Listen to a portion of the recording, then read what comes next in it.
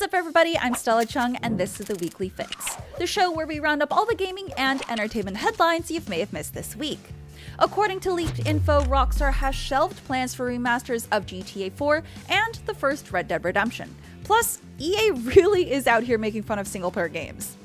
In the entertainment world, Lena Headey has been cut from Thor: Love and Thunder, and Taika Waititi forgot Natalie Portman was already in the Star Wars universe. Hope you're having a good one, and let's jump right into it.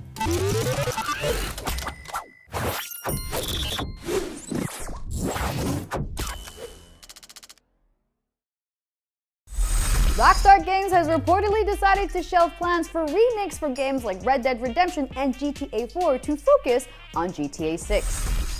As per a tweet by prominent leaker Tez Fun and then confirmed by Kotaku, both remasters were, quote, on the table a few years ago, but Rockstar chose not to proceed with their projects in mind. The decision to put the remakes on hold was made in response to the exceptionally poor reception of last year's GTA Trilogy Definitive Edition, which sadly was more definitively buggy than anything else. But on the bright side, scrapping the remastered means Rockstar Games will focus its efforts on GTA 6, which was confirmed to be in development earlier this year.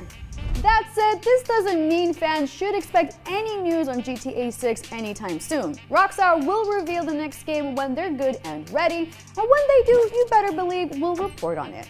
Moving on, we have an official release date for this year's NBA 2K game and the reveal of which player will grace its cover, none other than the legendary basketball champion, Michael Jordan. The beloved Chicago Bull will appear on both the NBA 2K23 Michael Jordan Edition and the premium NBA 2K23 Championship Edition. Jordan has been retired from basketball for almost 20 years, but according to Alfie Brody, NBA 2K's VP of Global Marketing Strategy, after making 23 the most recognizable number in sports, it was only fitting that for NBA 2K23 we introduce the Michael Jordan Edition. 2K confirmed the latest entry will see the return of the Jordan Challenges, first seen in NBA 2K11. These challenges recreate defining moments from Jordan's career for players to relive themselves. The challenges will take advantage of 2K23's modern tech, pulling moments from Jordan's NBA career with the Chicago Bulls and Team USA playtime. This marks the fourth time Jordan has appeared on an NBA 2K cover, previously appearing on NBA 2K11, NBA 2K12, and the NBA 2K16 Special Edition. NBA 2K23 is set to release this year, September 9th, and 2K will release a deeper look at the Jordan Challenges sometime later this summer. And finally, dust off your chainsaws and get your cheerleader uniform dry cleaned, as the cult classic 2012 Grindhouse hack and slash lollipop chainsaw is getting a remake in 2023. The remake aims to recreate the original with, quote, a more realistic approach to graphics. An official title or platform has yet to be announced, but the original game's producer, Yoshimi Yasuda, confirmed the remake would be a combination of staff from the original dev team with additional talent from Dragami Games. Yasuda confirmed Lollipop Chainsaw's intellectual property was brought from Kadokawa Games to develop the remake, and with the support of Warner Bros. Development is underway. In addition, due to licensing issues, only a few of the original game's 16 tracks would return, with the upcoming remake consisting of new music. My only hope is Jessica Negri returns as the official cosplay for Juliet Starling. It's only fitting.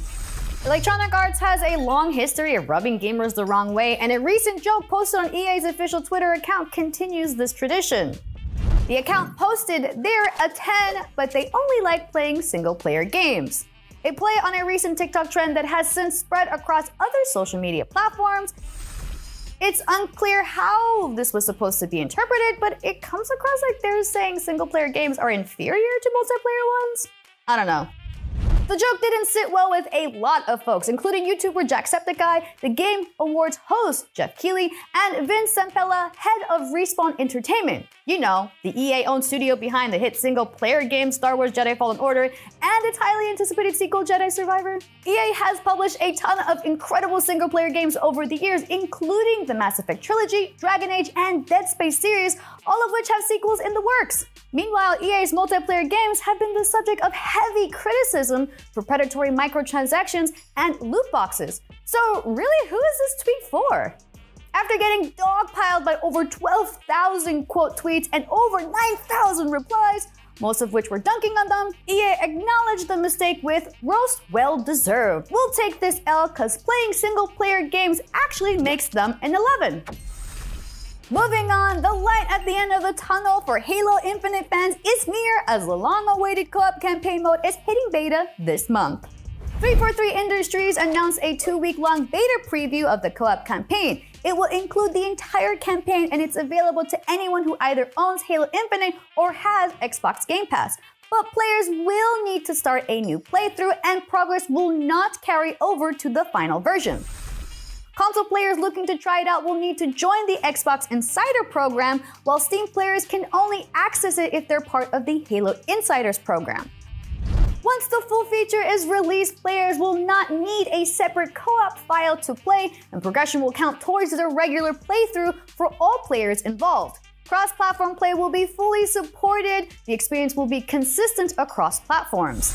Great news, everyone! One of the biggest games of the year is officially coming out this year. God of War Ragnarok got a release date of November 9th this morning, along with a brand new CG trailer and not one, but 2 different collector's editions. PlayStation announced God of War Ragnarok will be released with 4 editions: the Launch Edition, the Digital Deluxe Edition, the Collector's Edition, and the Jotnar Collector's Edition, which is like a Super Collector's Edition.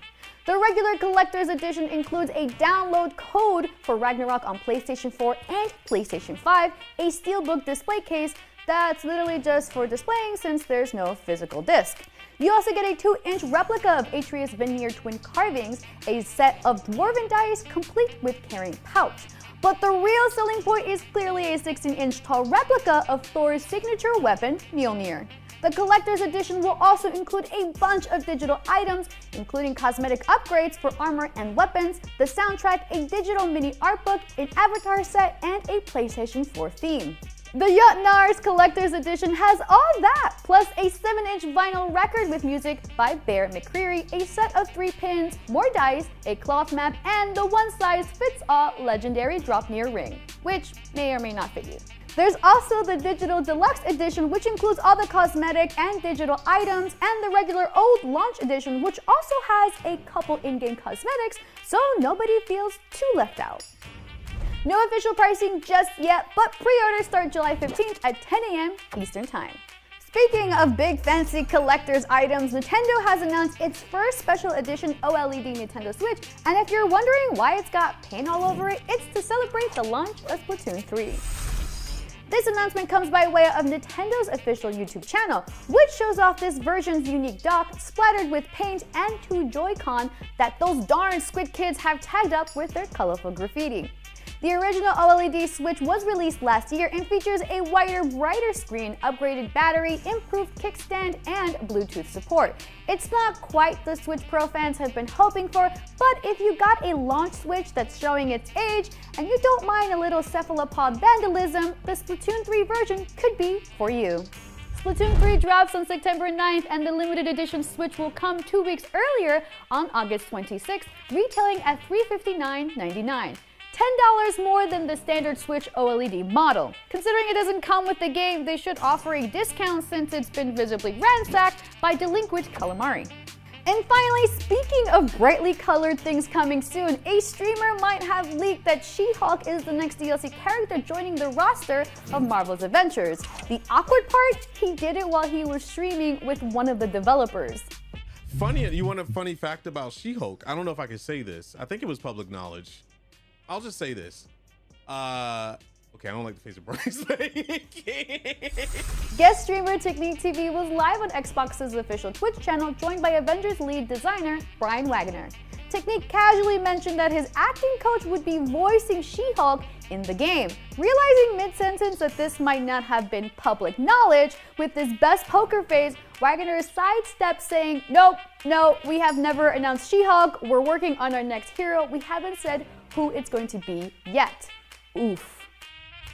Last week, Jane Foster became playable in Avengers just in time for her appearance in Marvel's blockbuster Thor: Love and Thunder, so it would make sense She-Hulk would appear in the game close to her Disney Plus series debut on August 17th.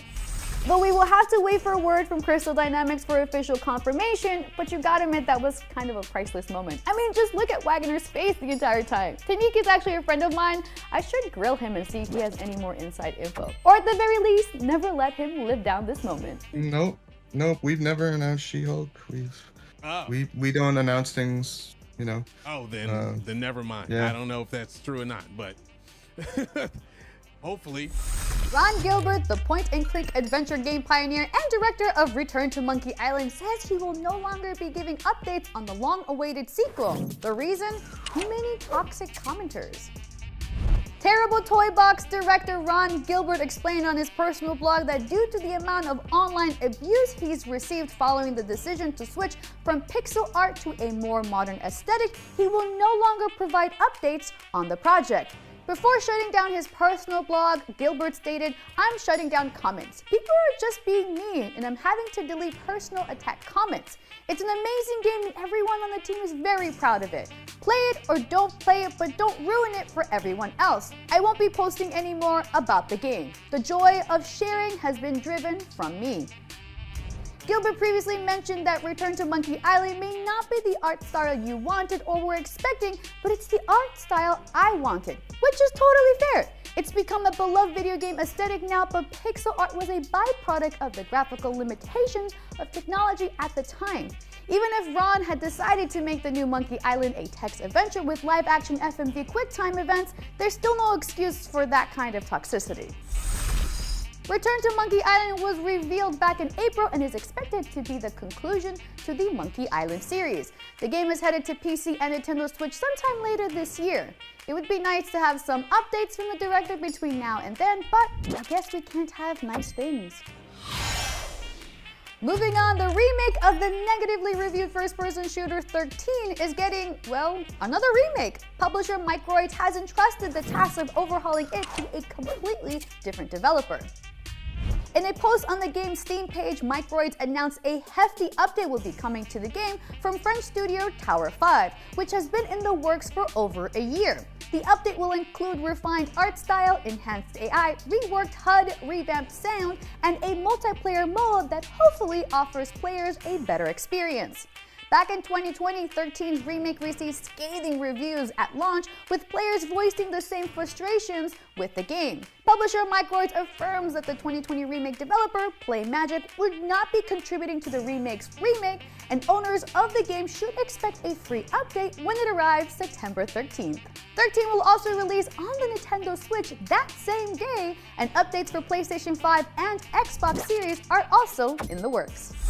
The president of Nintendo doesn't owe anyone an explanation for the company's business decision, with one exception: shareholders. One anonymous fan figured this out and bought 5.6 million yen, around $40,000 worth of Nintendo shares so he could ask one burning question during the annual shareholder meeting: are they ever gonna make a new F-Zero or Wario Land game? Sadly, Nintendo president Shuntaro Furukawa had to politely shut him down, explaining that it is realistically difficult to develop new titles and remakes, including sequels, for every Nintendo game that people request. But we are very grateful and appreciate the expectation our fans have for our games. This translation comes by way of Video Games Chronicle, who also reported the story. F-Zero fans have been clamoring for a new entry in the futuristic racing series for nearly 20 years. The last entry was F-Zero Climax on Game Boy Advance, which came out in 2004. Wario's kept a bit busier, starring in last year's WarioWare Get It Together, but the last Wario Land style platformer was 2007's Wario Master of Disguise for Nintendo DS. Both Wario and F-Zero's Captain Falcon have kept busy as mainstays in Super Smash Bros. Ultimate, and Mario Kart 8 featured plenty of Wario, plus some F-Zero inspired karts, tracks, and Mii racing outfits. But we'll have to wait and see if they ever get more standalone games. Speaking of kart racing, the Smurfs will be getting behind the wheel of some very small motor vehicles in Smurfs Kart, which is slated for release sometime later this year. Yes, that's right, the beloved cartoon from the 80s is once again jumping on the hottest video game trend of the late 90s. Smurfs Kart is being developed by Microids, a French studio that was also behind the Smurfs Mission Violet. Undeniably the best Smurfs game of 2021, mostly because it was the only Smurfs game that came out last year. This is actually only the second time those white-capped vermin have appeared in a racing game. Smurf Racer was released for PlayStation 1. But hey, if you're stoked for Smurfs, buckle up, because this is the first of 5 Smurfs games currently in development. The only question now is, will Katy Perry be reprising her role as Smurfette from the hit 2011 live-action Smurfs film? Sadly, Ms. Perry was unavailable for comment at the time of this reporting. It's time to take a quick break. When we come back, Lena Headey is being sued for her exclusion from Thor Love and Thunder, and some more Dragon Ball Super superhero news has been revealed. See you in a bit. Welcome back. Taika Waititi confessed that he asked Natalie Portman if she'd like to be in the Star Wars world, forgetting she had already played Padme in the prequels. But before that, Lena Headey is being sued by her former agency for being cut out of the latest Thor movie. Let's check out some more details. Actor Lena Headey was cut from the Thor Love and Thunder movie, and now she's reportedly being sued by her former agency for unpaid commission fees to the tune of $1.5 million. Now, according to Variety, this $1.5 million commission fee includes $500K for her earnings on Thor 4, despite the fact that she didn't even make the final cut of the Marvel film, as well as uncollected commissions from several other projects. Now, the company claims Headey owes them the commission under the terms of their agreement, while Headey and her team alleges she never signed a contract with the company. Now, Headey also claims that the company wasn't even involved in the negotiations regarding her role in Thor 4, as director Taika Waititi hit her up personally about the role. Now, in addition to Thor 4, the agency also wants Headey to cough up $650,000 for her role in the Cannes Showtime series Rita, and $300K for her role in 9 Bullets. Now, honestly, it's no surprise she's no longer with that particular agency, but if they were involved in securing her roles in these productions, then, it kind of makes sense for them to want their agreed upon cut. But Headey asserts they've been paid up for the projects they had a hand in while representing her. Now, she was also simultaneously repped by another agency in the US, so she also had another company juggling projects for her as well.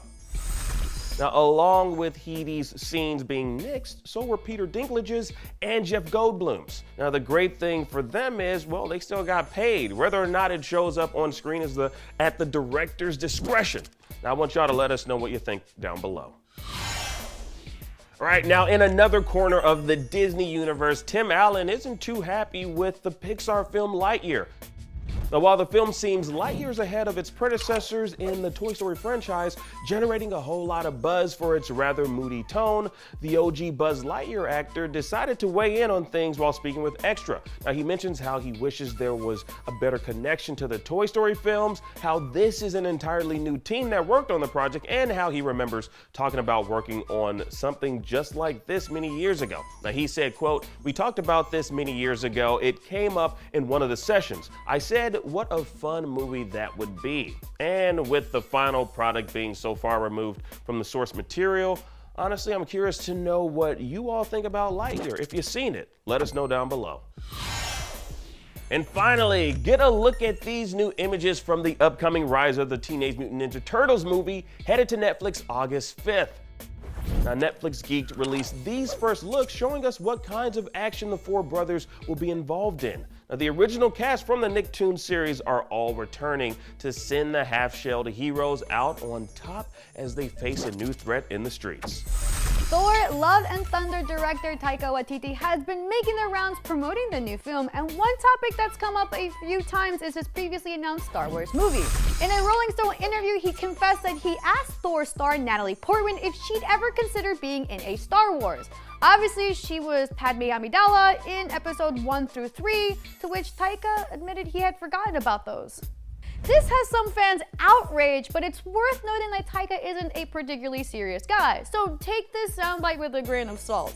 It definitely seems more like a mildly embarrassing anecdote about having a brain fart than a confession that he didn't recall the prequels at all. Bear in mind, Taika directed an episode of The Mandalorian Season 1, as well as voicing the bounty hunter droid IG-11. I require an answer if I am to proceed. Alert. Whether or not Taika's Star Wars movie actually comes to fruition remains to be seen. It was announced back in 2020, but the director recently told the New York Times he's still writing the screenplay, and that'll determine if it gets made or not. If it does happen, he aims to expand the Star Wars universe. He told Total Film, quote, "I don't think that I'm any use in the Star Wars universe, making a film where everyone's like, oh great, well that's the blueprint to the Millennium Falcon. That's Chewbacca's grandmother. So maybe forgetting about the prequels for a bit is for the best." After Thor Love and Thunder, the next big blockbuster movie involving ancient gods and superheroes is DC's Black Adam, starring Dwayne "The Rock" Johnson as the overpowered anti-hero. We've gotten a good look at Adam himself, along with Justice Society of America members like Hawkman and Dr. Fate. But how the big bad will look on the big screen has remained a mystery until now. Our first look of Sabak comes by way of some official product shots of the upcoming action figure in McFarlane Toys' DC Universe line. In the comments, Sabak is a New York City mob boss who turns supervillain after getting demonic powers, which would explain the hordes and, well, generally demonic appearance. In the film, he's being played by Marwan Kenzari, who you might know as Jafar in Disney's live-action Aladdin or Joe in the Netflix original The Old Guard. Black Adam is hitting theaters on October 21st of this year, and between now and then, we'll definitely learn more, possibly if we get another DC Fandom digital event. Speaking of plastic things from DC films that you can buy, one of the most hated Batman costumes from one of the most hated Batman movies could be yours. The Batsuit worn by George Clooney in the 1997 cinematic train wreck that was Batman and Robin will be getting auctioned off at Heritage's Hollywood and Entertainment Signature Auction later this month. The opening bid? A whopping $40,000. But really, if you break it down, it's just $20,000 per bat nipple. Talk about a bat bargain. Am I right? No? Okay. Some other iconic and less ridiculed bat props will be up for sale, including one of the Joker's suits from Batman '89 and one of Riddler's canes from Batman Forever. The auction is being held from July 22nd to the 23rd and will also feature movie memorabilia from non-Bat films. If you could have one piece of Batman memorabilia, what would you pick? Let me know in the comments. Personally, I'd go for that jar of Granny's peach tea from Batman vs. Superman, but I'd probably wash it out before I poured my Arizona in there. We create a free and a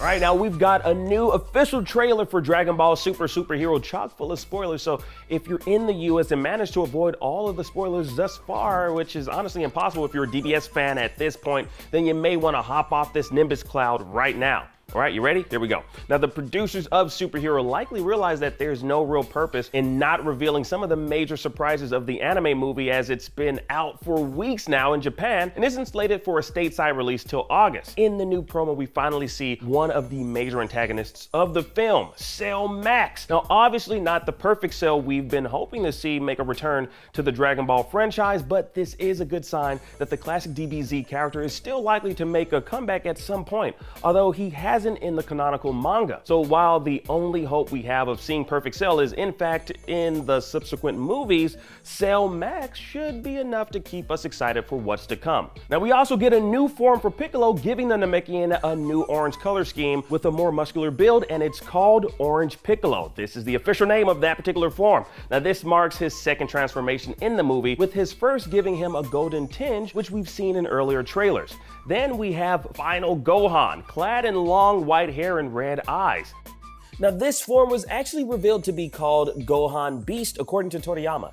We also see Shenron showing up to grant Bulma a few wishes, such as a larger booty and longer eyelashes. You know, the important things in life for a middle-aged mother of two to wish for while the Earth is on the brink of destruction. Now, Bulma gets a bigger booty and Gotenks shows off his while taunting a villain. Now, he's a big chubby boy here, so maybe Trunks and Goten screwed up the fusion transformation dance. We'll get to see what else is in store for us Dragon Ball fans when Superhero arrives stateside August 19th.